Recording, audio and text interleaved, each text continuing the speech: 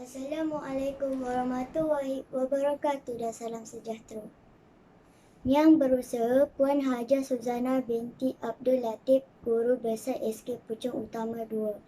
Yang dihormati Encik Muhammad Syahrul Nizam bin Muhammad Yusof PK Pentadbiran. Yang dihormati Encik Zaidi bin Abu PK Hal Ehwal Murid. Yang dihormati Encik Ronzi bin Zainal PK Kurikulum. Yang dihormati Puan Rajeshwari Govinda Sami PK Petang, guru-guru dan rakan-rakan sekalian. Bersyukur kita kerana kita masih dapat bersama-sama melaksanakan perhimpunan secara virtual untuk kali ini. Kalau pergi Tanjung Keramat, anak manis jangan disakat. Bersama kita memohon rahmat, moga majlis mendapat berkat. Bagi memberkati majlis, marilah sama-sama kita mengaminkan doa yang akan dipimpin oleh Saudara Muhammad Zaikri Nubawi bin Zainuddin. Dengan segala hormatnya dipersilakan. Assalamualaikum warahmatullahi wabarakatuh. Bismillahirrahmanirrahim. Alhamdulillah Rabbil Alamin. Wassalatu wassalamu ala Sayyidina Muhammadin wa ala alihi wa ashabihi ajma'in. Ya Allah, ya Tuhan kami, Tuhan yang menguasai langit dan bumi, hanya padamu sahaja kami panjatkan kesyukuran atas segala rahmat dan berkat-Mu. Bersempena dengan perhimpunan ini, kami mohon inayah dan taufik-Mu. Kurniakanlah kesejahteraan dan kebahagiaan serta kesihatan jasmani dan rohani. Bukakanlah hati-hati kami, lapangkanlah dada kami untuk menerima ilmu pengetahuan serta bimbingan para guru yang kami kasihi. Ya Allah, ya Rahman, ya Rahim, kami memohon dengan kudrat-Mu dan iradat-Mu, berikanlah kami kekuatan dan ketabahan untuk menghadapi perjuangan kami dalam menimba ilmu pengetahuan. Anugerahkanlah kami kejayaan dan kecemerlangan kepada kami dalam semua ujian dan pencapaian. Allahumma ighfir lana dhunubana wa li ikhwanina allazina sabaquna bil iman wa la taj'al fi qulubina ghailan lil ladzina amanu rabbana innaka ra'ufur rahim. Rabbana atina fid dunya hasanah wa fil akhirati hasanatan wa qina azabannar. Wassalamu ala sayyidina Muhammadin wa ala alihi wa sahbihi wa sallam. Alhamdulillah Rabbil Alamin. Amin. Terima kasih diucapkan kepada Saudara Muhammad Zaikri atas bacaan doa itu tadi. Majlis diteruskan lagi dengan bacaan Iqra yang disampaikan oleh Saudara Ryan Hazim Madai bin Farish untuk bacaan Iqra. Bahawa kami, murid-murid Sekolah Kebangsaan Puchong Utama 2 berikrar dan berjanji akan menumpukan taat dan setia kami kepada peraturan sekolah, patuh pada ajaran dan nasihat guru, meningkatkan prestasi akademik dan kurikulum, memelihara dan mengharumkan nama baik sekolah, berdisiplin dan berwawasan. Maka kami, rakyat Malaysia, berikrar akan menumpukan seluruh tenaga dan usaha kami untuk mencapai cita-cita tersebut berdasarkan atas prinsip-prinsip yang berikut: kepercayaan kepada Tuhan, kesetiaan kepada raja dan negara, keluhuran perlembagaan, kedaulatan undang-undang, kesopanan dan kesusilaan. Terima kasih diucapkan Saudara Ryan Hazim atas bacaan Iqra itu tadi. Majlis diteruskan dengan nyanyian 3 buah lagu iaitu lagu Negaraku, lagu Negeri Selangor dan lagu sekolah. Mohon semua bersedia dan menyanyi bersama.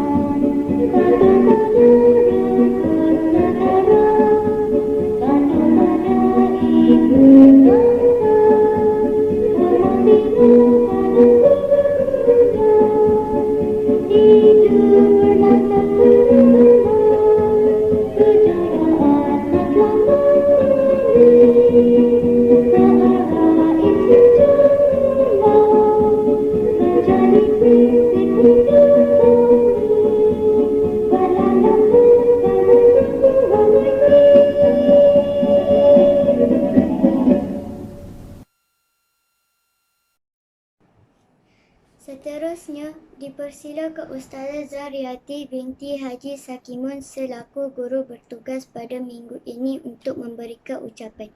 Dipersilakan. Bismillahirrahmanirrahim. Terima kasih pengurusi majlis. Assalamualaikum warahmatullahi wabarakatuh dan selamat sejahtera. Yang berusaha Puan Hajah Suzana binti Abdul Latif, Guru Besar Sekolah Kebangsaan Puchong Utama 2. Yang dihormati Barisan Penolong-Penolong Kanan Sekolah Kebangsaan Puchong Utama 2, Encik Muhammad Syarul Nizam bin Muhammad Yusof, Penolong Kanan Pentadbiran, Encik Zaidi bin Abu, Penolong Kanan Hal Ehwal Murid, Encik Ronzi bin Zainal, Penolong Kanan Co-Curriculum, Puan Rajiswari, anak perempuan Govida Sami, Penolong Kanan Petang, rakan-rakan guru, murid-murid yang dikasihi sekalian. Alhamdulillah, pada hari ini kita dapat bersua kembali dan selamat kembali ke sekolah saya ucapkan setelah bercuti selama seminggu. Semoga semuanya berada dalam keadaan sihat walafiat. Saya perkenalkan guru yang bertugas pada minggu ini.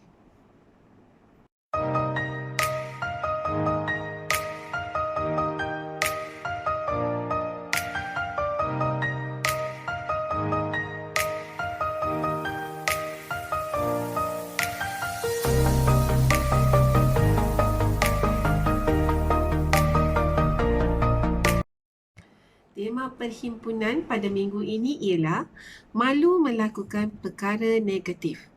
Sifat malu amat dituntut sekali sebagai akhlak mulia dan terpuji. Ada pepatah Melayu mengatakan, malu bertanya sesat jalan, malu berkayuh, perahu hanyut. Kita sekali-kali tidak boleh malu dalam soal belajar, mencari ilmu dan menuntut kepakaran. Malu yang dianjurkan dalam Islam ialah malu daripada melakukan perkara-perkara negatif sifatnya. Malu daripada meninggalkan perkara-perkara yang baik dan menguntungkan. Setiap pelajar mestilah bersifat malu dalam semua keadaan. Tetapi sifat malu itu tidak menghalang kita dari memperkatakan kebenaran. Pengertian malu juga ialah perbuatan tidak campur tangan dalam urusan orang lain, menahan pandangan, ringan tulang, tidak meninggikan suara, berpada dengan apa yang ada setelah berusaha bersungguh-sungguh dan lain-lain lagi. Bersifat malu ini, para ulama telah mengatakan bahawa sifat malu pada hakikatnya ialah suatu sifat yang mendorong seseorang meninggalkan perkara-perkara yang buruk dan menghalang kita daripada mencuaikan hak orang lain. Hendaklah berhias dengan sifat malu kerana sifat malu ini boleh mendatangkan perkara yang baik dan dapat menyelamatkan seseorang manusia dari perbuatan-perbuatan buruk dan tidak terpuji yang bukan sahaja dapat merosakkan diri pelakunya, bahkan orang lain. Akhlak malu dapat dibahagikan kepada dua, iaitu malu yang memang sudah menjadi tabiat yang Allah Subhanahu Wa Taala anugerahkan kepada hamba-hambanya yang dikehendakinya sebagai suatu nikmat darinya. Dengan malu inilah kita dapat melihat banyak orang meninggalkan perkara-perkara dosa dan maksiat. Yang kedua, malu yang muncul pada diri seorang hamba apabila ia menyedari bahawa Allah Subhanahu Wa Taala mengetahui apa yang diperbuat hamba-hambanya dan tidak ada yang tersembunyi sedikit pun darinya. Jika seseorang hamba tidak memiliki satu di antara dua sifat malu di atas, maka dengan mudah ia akan melakukan perbuatan-perbuatan jahat dan maksiat kepada Allah Subhanahu Wa Taala. Sebab itu, setiap orang yang banyak kadar sifat malu pada dirinya nescaya banyak pula kebaikannya. Sebaliknya, jika sedikit kadar sifat malu pada dirinya, sedikit pula kebaikannya. Kesan daripada hilangnya sifat malu ni. Dalam masyarakat kita hari ini telah timbul pelbagai macam penyakit sosial. Hampir setiap hari dilaporkan di dada-dada akhbar mengenai rasuah politik, politik wang, rasuah bola sepak, penyelewengan dan pecah amanah, anak lari dari rumah, bapa mendera anak sendiri, gejala lepak, bosia, bojam, pelacuran dan banyak lagi. Kesemua ini berlaku kerana manusia sudah hilang sifat malu. Sifat malu amat perlu untuk memelihara masyarakat yang sejahtera. Dan untuk mencapai kemantapan sifat malu yang sebenar, Rasulullah SAW menjelaskan bahawa seseorang perlu menjaga perkara-perkara berikut. Menjaga kepala dan perkara yang berkaitan dengannya, iaitu menjaga pemikiran, mata, telinga agar menjauhi unsur negatif. Yang kedua, menjaga perut dan perkara yang bersambung dengannya. Menjauhi makanan haram atau dari sumber yang haram. Tidak menerima rasuah dan menjauhi tuntutan hawa nafsu. Mengingati mati dan segala kesusahannya. Yang keempat, tidak mengutamakan perhiasan dunia dan mengutamakan orang lain. Pada asalnya, manusia dilahirkan dengan memiliki sifat malu, namun ia akan terhakis apabila membiasakan diri dengan perkara-perkara maksiat. Maksiat yang dilakukan boleh menguburkan sifat malu yang lahir sebagai fitrah manusia. Seorang ahli politik, pegawai kerajaan, ibu bapa, anak-anak dan golongan remaja yang baik dan pemalu akan mengisikan hidupnya dengan cara terdidik. Halus perasaan, tidak terdetik dalam hatinya niat untuk melakukan perbuatan tercela yang mengganggu orang lain. Apabila masyarakat dikuasai oleh sifat malu yang sejati, maka akan bersihlah masyarakat itu dari pelbagai macam gejala sosial. Sebaliknya, masyarakat yang penuh dengan gejala sosial tandanya masyarakat itu telah luntur sifat malu dari anggotanya. Menyedari hakikat ini, maka berhiaslah diri dengan sifat malu kerana sifat ini sangat indah dan suatu perhiasan yang istimewa jika kita memakainya. Ketahuilah bahawa malu untuk memerintah dan mengamalkan kebaikan serta malu untuk melarang dan meninggalkan kejahatan pada hakikatnya bukanlah malu, tetapi lebih dekat kepada penakut atau riak yang menunjukkan kelemahan iman dan kerendahan jiwa. Jika akhlak yang tercela ini berada dalam jiwa seorang manusia, maka hendaklah segera ia membuangnya dan menggantikannya dengan akhlak malu yang mulia yang dimiliki oleh Rasulullah SAW dan para malaikat Allah Subhanahu Wa Taala. Sesungguhnya sebaik-baik akhlak adalah akhlak Rasulullah SAW. Saya berharap dengan penjelasan ini dapat menjadi penggerak kepada anak-anak murid Sekolah Kebangsaan Puchong Utama 2 Hebat untuk memiliki sifat malu yang sebenar. Wabillahi taufiq wal hidayah. Wassalamualaikum warahmatullahi wabarakatuh. Sekian, terima kasih. Terima kasih kepada Ustazah Zariyati atas ucapan itu tadi. Bagi meneruskan lagi majlis ini, dipersilakan Encik Zaidi bin Abu penolong kanan hal ehwal murid untuk menyampaikan ucapan. Dipersilakan. Bismillahirrahmanirrahim. Assalamualaikum warahmatullahi wabarakatuh dan salam sejahtera. Terima kasih pengurusi majlis. Yang berusaha Puan Hajah Suzana binti Abdul Latif, Guru Besar Sekolah Kebangsaan Puchong Utama 2. Yang saya hormati Barisan Penolong Kanan Encik Muhammad Syahrul Nizam bin Muhammad Yusof, Penolong Kanan Pentadbiran, Encik Ronzi bin Zainan, Penolong Kanan Kurikulum, Puan Rajiswari Anak Perempuan Kewidasami, Penolong Kanan Petang, barisan guru bertugas, guru-guru, kaki tangan, murid-murid dan semua penonton bagi perhimpunan di atas talian pada minggu ini. Alhamdulillah, syukur kita kehadrat ilahi kerana dengan limpah dan kurnianya dapat kita bertemu kembali di dalam perhimpunan mingguan yang kita adakan secara atas talian ini. Cikgu rasa bersyukur dan syabas kepada semua guru kerana rasanya sekolah kita setiap minggu menjalankan perhimpunan secara atas talian. Tahniah, syabas, SKPU 2 hebat. Cikgu ingin mengucapkan selamat kembali ke PDPR bagi sesi kali. Kita semua telah refresh selama seminggu bercuti dan cikgu harap semua menggunakan masa cuti dengan sepenuhnya bersama dengan keluarga. Adakah anda pergi melancong? Kerana kita tengok dalam televisyen ramai orang telah keluar pergi sama ada melancong ataupun bersiar-siar, berkelah, rehatkan minda. Pastikan kita sentiasa menjaga SOP. Murid-murid yang cikgu kasih sekalian, bila kita nak sekolah, ini persoalan yang sering kali semua orang bertanya. Baru-baru ini Menteri Pendidikan Dr. Razi Jidin telah pun membentangkan sekolah-sekolah yang akan dibuka tidak lama lagi, bermula 3 Oktober akan datang. Walau bagaimanapun, sekolah kita masih lagi belum berada di dalam fasa tersebut.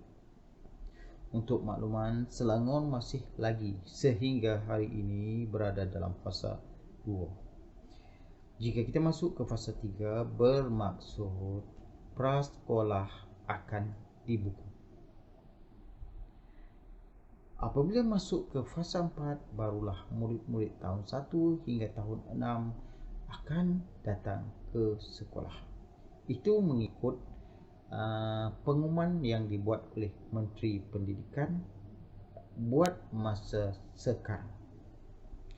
Jadi, tunggu pengumuman seterusnya bilakah kita akan ke sekolah. Walaupun cikgu rasa awak semua berasa sungguh teruja untuk sekolah, namun ada setengahnya yang masih belum yakin tentang tahap keselamatan. Jadi, buatlah tulis surat kepada pihak sekolah, maklumkan tentang ketidakhadiran anda semua ke sekolah jika masih merasakan kurang selamat. Cikgu yakin semua begitu teruja untuk ke sekolah. Murid-murid yang cikgu kasih sekalian, cikgu mengucapkan selamat datang kepada Cik Ronzi, penongkanan kurikulum kita yang baru, dan selamat bertugas di sekolah baru Encik Muhammad Faizal yang telah dinaikkan pangkat sebagai guru besar. Selamat datang dan selamat bertugas di SKPU 2. Murid-murid yang cikgu kasih sekalian, mulai hari ini kita akan ber-PDPR semula. Jadi semua murid masuklah ke kelas-kelas yang telah dijadualkan. Untuk makluman semua, setiap hari guru perlu membuat laporan murid-murid yang hadir dan bersama dengan guru di dalam PDPR, sama ada secara online ataupun offline. Jadi sama-samalah membantu guru-guru supaya awak semua tidak ketinggalan. Murid-murid yang cikgu kasih sekalian, berkenaan dengan COVID-19, jika ada murid yang dijangkiti COVID-19, sila buat laporan kepada guru kelas. Cikgu telah pun menghantar format untuk laporan COVID-19 tersebut kepada guru kelas. Sila maklumkan seberapa segera supaya pihak kami mudah untuk membuat laporan kepada pejabat pendidikan daerah dan juga pejabat kesihatan daerah. Terima kasih bagi yang telah bertindak dengan segera. Alhamdulillah, kerajaan telah membuka semua tempat yang boleh kita lawati. Namun demikian, pastikanlah jika anda semua mengikut ibu, ayah, pastikan mengikut SOP. Pakai pelitup muka, guna hand sanitizer, jaga penjarakan. InsyaAllah kita akan terhindar daripada COVID-19. Untuk makluman semua murid, pejabat sekolah kita tidak ditutup kecuali Sabtu dan Ahad dan cuti umum. Jadi jika ada ibu bapa yang ingin berurusan, boleh telefon sekolah dahulu atau terus datang di pondok pengawal untuk mendapatkan mak. Cikgu juga telah meletakkan banner dan kotak untuk sebarang urusan di pejabat. Jadi cikgu harap maklumkan kepada ibu bapa jika ada urusan di sekolah. Cikgu rasa sampai sini saja ucapan cikgu pada pagi ini. Seperti biasa, jika tiada urusan di luar, eloklah berada di dalam rumah. Jaga SOP, jaga kesihatan, jagalah diri anda semua. Semoga COVID-19 diangkat dari muka bumi ini dan kita boleh hidup seperti sedia kala. Sekianlah saja. Assalamualaikum warahmatullahi wabarakatuh.